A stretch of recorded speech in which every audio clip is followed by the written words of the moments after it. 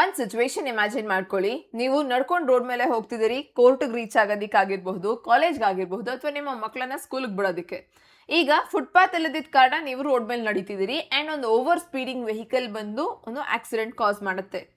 In the situation ಈ ಆಕ್ಸಿಡೆಂಟಿಗೆ ಹೇಗೆ ಯಾರು ಜವಾಬ್ದಾರಿ ಆಗ್ತಿದ್ದಾರೆ? ಆ್ಯಂಡ್ ಕಾನ್ಸ್ಟಿಟ್ಯೂಷನ್ ಏನಾದರೂ ನಿಮಗೆ ಇನ್ಶೋರ್ ಮಾಡ್ತಿದ್ಯಾ ನೀವು ನಡ್ಕೊಂಡು ಹೋಗಬಹುದು, ಫ್ರೀಯಾಗಿ ನಡ್ಕೊಂಡು ಹೋಗೋದು ನಿಮ್ಮ ಫಂಡಮೆಂಟಲ್ ರೈಟ್ ಅನ್ನೋದು? ಡೆಫಿನೆಟ್ಲಿ ಆರ್ಟಿಕಲ್ 19(1)D ಅಲ್ಲಂತೂ ಇದೆ. But does that also cover that ನಾವು ಫುಟ್ಪಾತ್ ಮೇಲೆ ನಡೆಯೋದು, ರೋಡ್ ಮೇಲೆ ನಡೆಯೋದು ಕೂಡ ಸಹ ನಮ್ಮ ಫಂಡಮೆಂಟಲ್ ರೈಟ್ ಅಂತ ಇನ್ಶೋರ್ ಮಾಡ್ತಿದ್ಯಾ? ಬಿಕಾಸ್ ಫುಟ್ಪಾತ್ ಇಲ್ಲದೆ ಇರೋದು ನಮ್ಮ ಜವಾಬ್ದಾರಿ ಅಲ್ಲ, ಅದು ಸ್ಟೇಟ್ನ ಒಂದು ಹೊಣೆ. ಸ್ಟೇಟ್ ಫುಟ್ಪಾತನ್ನು ಆಕ್ಯುಪೈ ಮಾಡ್ಕೊಂಡಿರೋದ್ರಿಂದ ಜನ ರೋಡ್ ಮೇಲೆ ನಡ್ಕೊಂಡು ಹೋಗ್ತಿರೋದು. ಸೊ ಈ ಕಂಡೀಷನಲ್ಲಿ recent landmark judgment 19th June 2026ಗೆ ಬಂದಿರುವಂಥ ಈ judgment walking on footpath is a fundamental right ಅಂತ ಹೇಳಿ ಹೆಲ್ಡ್ ಮಾಡಿದೆ. ಸೊ ಇದರ ಬಗ್ಗೆ ತಿಳ್ಕೊಳ್ಳೋಣ. ಇದರ ಲೀಗಲ್ ಇಂಪ್ಲಿಕೇಶನ್ಸ್ ಏನು, ಯಾವುದೆಲ್ಲ ಆರ್ಟಿಕಲ್ಸ್ ಇದರಲ್ಲಿ ಇನ್ಕ್ಲೂಡ್ ಆಗಿದೆ, ಯಾವ ಒಂದು ಲ್ಯಾಂಡ್ಮಾರ್ಕ್ ಜಡ್ಜ್ಮೆಂಟ್ನ ಹೆಸರೇನು, ಎಕ್ಸೆಟ್ರಾ ಈ ಒಂದು ವಿಡಿಯೋಲಿ ತಿಳ್ಕೊಳ್ಳೋಣ. So video till the end ನೋಡಿ. ಆ್ಯಂಡ್ ಈಗ ನಾವು ಶುರು ಮಾಡ್ತಿರುವಂಥ ಈ ಲ್ಯಾಂಡ್ಮಾರ್ಕ್ ಜಡ್ಜ್ಮೆಂಟ್ನ ಸೀರೀಸಲ್ಲಿ ನಿಮಗೆ ಇದು ಫಸ್ಟ್ ವಿಡಿಯೋ ಆಗಿರುತ್ತೆ. ಆ್ಯಂಡ್ ಈ ಸೀರೀಸಲ್ಲಿ ನಿಮಗೆ ಇನ್ನಷ್ಟು ವಿಡಿಯೋಸ್ ನಿಮ್ಮ ಎಕ್ಸಾಮಿಗಾಗಿರಲಿ ಅಥವಾ ಪ್ರತಿಯೊಂದು ಈ ರೀತಿ ಕಾನ್ಸ್ಟಿಟ್ಯೂಷನಲ್ ಇಂಪಾರ್ಟೆಂಟ್ ವಿಡಿಯೋಸ್ ನಿಮಗೆ ಬರ್ತಿರುತ್ತೆ. ಸೊ ಇದು ನಮ್ಮ ಒಂದು start of this series. So ನಾವು ಫಂಡಮೆಂಟಲ್ ರೈಟ್ಸಲ್ಲಿ ನಮಗೆ walking on footpath is are new fundamental right. ಯಾವ ಆರ್ಟಿಕಲ್ ಇದನ್ನು ಮಾತನಾಡುತ್ತೆ ಅನ್ನೋದನ್ನು ನೋಡೋಣ. ಸೊ ನೆಕ್ಸ್ಟ್, ಸ್ವಾತಿ ಲಾ ಅಕಾಡೆಮಿಗೆ ಸ್ವಾಗತ. ನಾನು ಸ್ವಾತಿ. ಈ ವಿಡಿಯೋಸ್ ನಿಮಗೆ ಇಷ್ಟ ಆಗ್ತದೆ. ಈ ಒಂದು ಚಾನೆಲ್ ಇರೋದು completely dedicated to law students. So ನಿಮ್ಮ ಒಂದು ಕೋಚಿಂಗ್ ಆಗಿರಬಹುದು, ನೀವು AIB, APO ಯಾವುದೇ ಎಕ್ಸಾಮ್ ಆಗಿರಬಹುದು, ಸಿವಿಲ್ ಜಡ್ಜ್, ಹೈಯರ್ ಜುಡಿಷರಿ, ಪ್ರತಿಯೊಂದು ಎಕ್ಸಾಮ್ಗೆ ಬೇಕಾಗಿರುವಂಥ ನಿಮ್ಮ ಲೀಗಲ್ ನೀಡ್ಸ್ ಏನಂದ್ರೆ that is being fulfilled here. So interested ಇರುವಂಥ ಸ್ಟೂಡೆಂಟ್ಸ್, ಎಕ್ಸಾಮ್ ಕೊಡ್ತಿದ್ದೀರಿ, ಅಪ್ಡೇಟ್ ಆಗಿರಬೇಕು ಅಂತ ಇರುವಂಥ ಸ್ಟೂಡೆಂಟ್ಸ್ ಡೆಫಿನೆಟ್ಲಿ ಚಾನೆಲ್ನ ಸಬ್ಸ್ಕ್ರೈಬ್ ಮಾಡಿ. ಆ್ಯಂಡ್ ಈ ಎಲ್ಲ ವಿಡಿಯೋಸ್ ಆಗಿರಬಹುದು ಅಥವಾ ಪ್ರತಿಯೊಂದು ನಿಮಗೆ ಬರ್ತಿರುವಂಥ ಅಪ್ಡೇಟ್ಸಿಂದ ಬೆನಿಫಿಟ್ ತೊಗೊಳ್ಳಿ. ಸೊ ವಿಡಿಯೋನ ಸ್ಟಾರ್ಟ್ ಮಾಡೋಣ. ಸೊ ಫಸ್ಟ್, ಹೇಗೆ ಇದು ಕೇಸ್ನ ಫ್ಯಾಕ್ಟ್ಸ್ ಏನು, ಹೇಗೆ ಈ ಒಂದು ಸಿನಾರಿಯೋ ರೇಸ್ ಆಯಿತು.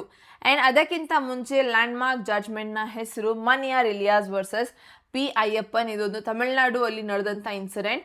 ಸೊ ಈ ಕೇಸಲ್ಲಿ ನಮಗೊಂದು ಟ್ರಾಜಿಕ್ ಇನ್ಸಿಡೆಂಟ್ ಒಂದು ನಡೆಯುತ್ತೆ. ಅದೊಂದು ತಂದೆ ಮಗಳನ್ನು ಸ್ಕೂಲಿಗೆ ಕರ್ಕೊಂಡು ಹೋಗುವಾಗ ಫುಟ್ಪಾತ್ ಇರಲಿಲ್ಲ. ಸೊ ಹಾಗಾಗಿ ರೋಡ್ ಮೇಲೆ ನಡ್ಕೊಂಡು ಹೋಗ್ತಾರೆ ಆ್ಯಂಡ್ ಒಂದು ಟ್ಯಾಂಕರ್ ವೆಹಿಕಲ್ ಬಂದು ಮಗು ಮೇಲೆ ಹೋಗುತ್ತೆ. ಸೊ ಅದರಿಂದ ಮಗುವಿನ ಸಾವಾಗುತ್ತೆ. So while deciding compensation, supreme court noticed much larger constitutional issue. So ಇದನ್ನು ಈ ಕೇಸಲ್ಲಿ ಕಾಂಪನ್ಸೇಷನ್ ಡಿಸೈಡ್ ಮಾಡಬೇಕು. ಒನ್ ಥಿಂಗ್, ಯಾವುದೇ ಕ್ರಿಮಿನಲ್ ಕೇಸಲ್ಲಿ ನಾವು ಇನ್ಸಿಡೆಂಟ್ ನಡೆದ ಮೇಲೆ ಬ್ಯಾಕ್ ಟು ನಾರ್ಮಲ್ ಅಂತ ಅಂತೂ ಮಾಡೋದಕ್ಕಾಗೋದಿಲ್ಲ. ಸೊ ಕಾಂಪನ್ಸೇಷನ್ ಒಂದೇ ನಾವು ಫಿಟ್ ಮಾಡೋಕ್ಕಾಗೋದು. ಅದಕ್ಕಿಂತ ಜಾಸ್ತಿ ನ್ಯಾಯ ಮಾಡಬಹುದು ಅಂತಂದರೆ ಈ ರೀತಿ ಇನ್ಸಿಡೆಂಟ್ಸ್ ಆಗದೆ ಇರೋ ರೀತಿ ನೋಡ್ಕೊಳ್ಬೇಕಾಗತ್ತೆ. ಸೊ ಆ ಜವಾಬ್ದಾರಿನ ಸುಪ್ರೀಂ ಕೋರ್ಟ್ ಈ ಕೇಸಲ್ಲಿ ಕಂಡುಕೊಳ್ಳುತ್ತೆ ಆ್ಯಂಡ್ ಅದನ್ನು ಅಪ್ಹೆಲ್ಡ್ ಮಾಡೋದಕ್ಕೆ ಈ ಒಂದು ಜಡ್ಜ್ಮೆಂಟ್ ನಮಗೆ ಲ್ಯಾಂಡ್ಮಾರ್ಕ್ ಜಡ್ಜ್ಮೆಂಟ್ ಅಂತಲೂ ಆಯಿತು. ಬಿಕಾಸ್ ಫುಟ್ಪಾತ್ ಇಲ್ಲದೆ ಇರೋದು ಸ್ಟೇಟ್ನ ಒಂದು ಮಿಸ್ಟೇಕ್ ಆಗತ್ತೆ ಅಥವಾ ಸ್ಟೇಟ್ ಇದನ್ನು ನೋಡ್ಕೊಳ್ಬೇಕಾಗಿರೋದು. ಸೊ ಜನರಿಗೆ ದಾರಿ ಫುಟ್ಪಾತ್ ಇಲ್ಲ ಅಂದರೆ ಆಬ್ವಿಯಸ್ಲಿ ರೋಡ್ ಮೇಲೆ ನಡೀತಾರೆ. And this was identified by supreme court. And ಹಾಗಾಗಿ ಈ ಕಾನ್ಸ್ಟಿಟ್ಯೂಷನಲ್ ಇಶ್ಯೂ ರೇಸ್ ಆಗುತ್ತೆ ಇಲ್ಲಿ. ಬಿಕಾಸ್ ಫಂಡಮೆಂಟಲ್ ರೈಟ್ಸ್ ಏನು ಪ್ರೊಟೆಕ್ಟ್ ಆಗ್ತದೆ ಅದು ಸ್ಟೇಟ್ನ ಅಗೇನ್ಸ್ಟ್ ನಾವು ಯೂಸ್ ಮಾಡ್ತಿರೋದು. So state is held responsible for this. ಹಾಗಾಗಿ ಕೋರ್ಟ್ ಪ್ರಶ್ನೆ ಕೇಳುತ್ತೆ, why are pedestrians forced to walk on roads in the first place? Because footpath ಇಲ್ಲ, ಫುಟ್ಪಾತ್ ಆಕ್ಯುಪೈ ಆಗಿದೆ.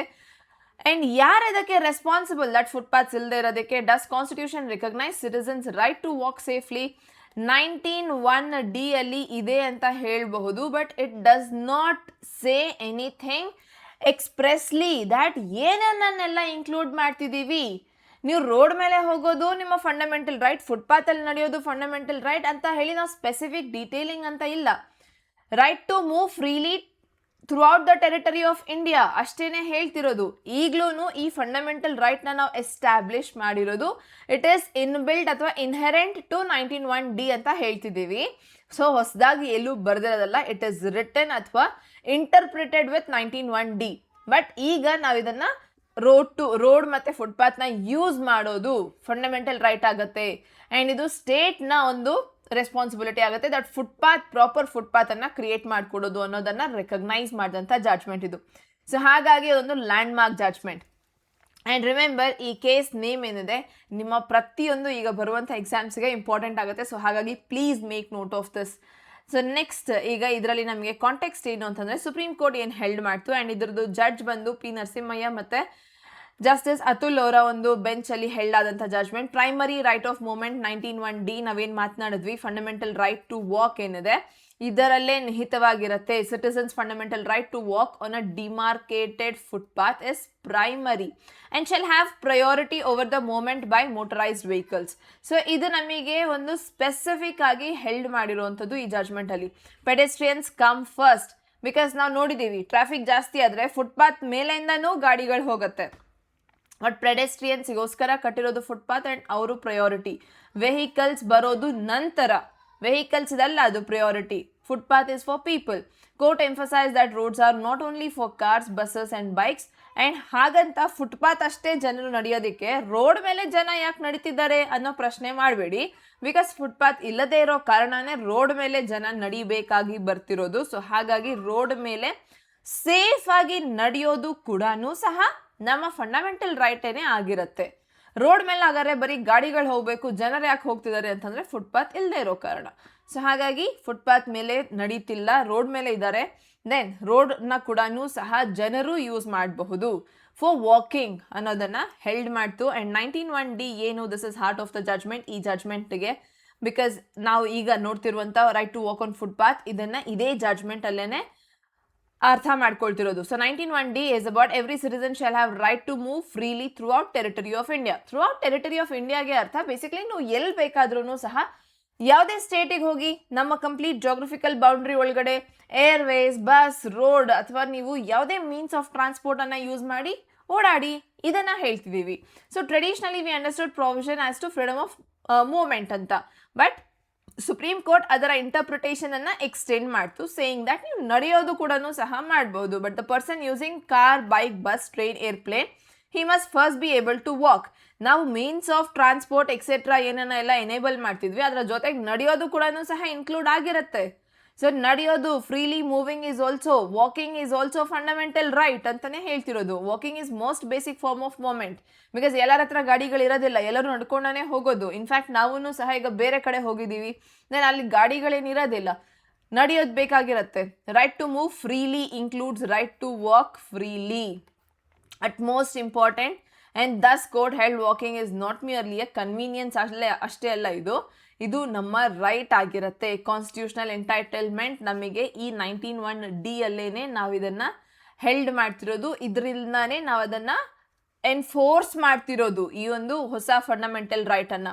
And this also covers your article 21, because ಒಂದು aspect ಅಷ್ಟೇ ಅಲ್ಲ, article 21 ನಿಮಗೆ general ಆಗಿ ಏನು ಇನ್ಕ್ಲೂಡ್ ಆಗುತ್ತೆ. ಆ್ಯಂಡ್ ಆಲ್ಸೋ ನಿಮಗೆ ಗೊತ್ತಿರೋದಾದರೆ 14, 19 and 21 is the golden triangle of Indian constitution.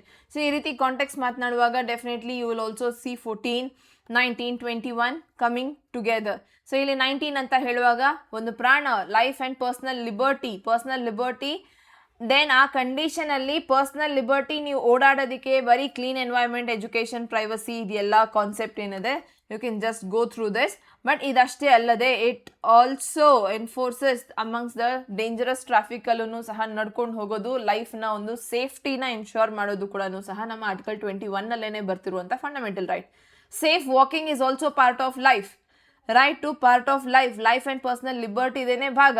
So ಹಾಗಾಗಿ right to life without safe mobility is incomplete. And also article 21 ನಮಗೆ ಗೊತ್ತು ದಟ್ ಬರ್ದಿರೋದು 2 ಲೈನ್ ಅಷ್ಟೇ, right to life and personal liberty, but include so many different rights. Right to sleep, clean education, clean environment, clean water, etcetera. So ಇದೆಲ್ಲನೂ ಸಹ inclusive ಆಗಿ ನಾವು ಹೇಗೆ article 21 ನೋಡ್ತೀವಿ, ಸಿಮಿಲರ್ಲಿ ಈಗ ಆರ್ಟಿಕಲ್ 19(1)D ಅಲ್ಲಿ ನೋಡ್ತಿದ್ದೀವಿ.